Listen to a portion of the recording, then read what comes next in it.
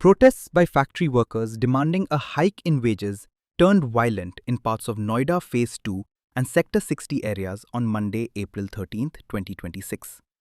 According to officials, a large number of workers from various industrial units had gathered to press for their long-pending demand for salary revision, raising slogans during the demonstration.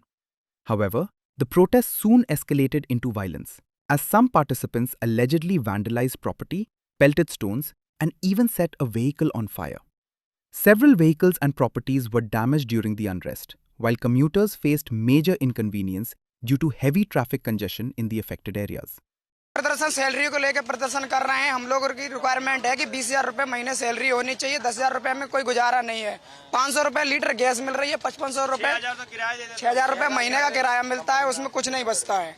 और daily साल का company हर साल में 29 रुपये बढ़ाती है, उससे ज्यादा कैंटीन का खर्चा बढ़ जाता है। ये है हमारी समस्या बहुत बड़ी है। जब तक प्रदर्शन करेंगे जब तक सैलरी नहीं बढ़ जाती है।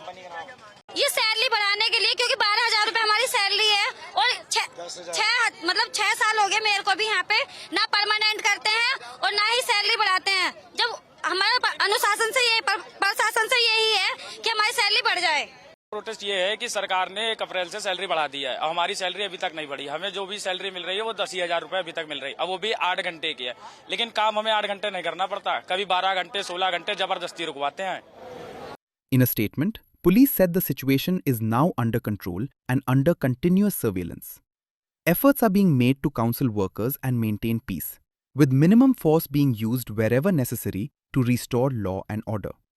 Meanwhile, in neighboring Delhi, police have been placed on high alert following the violence in Noida. Security has been tightened across key entry points into the national capital, especially along major border routes connecting Noida to different parts of Delhi. According to police sources, multiple teams have been deployed, strict vehicle checks are being carried out, and a close watch is being maintained to prevent any spillover of unrest. Senior officials emphasize that no one will be allowed to disrupt law and order, with additional forces, including rapid response teams and paramilitary personnel, stationed at strategic locations.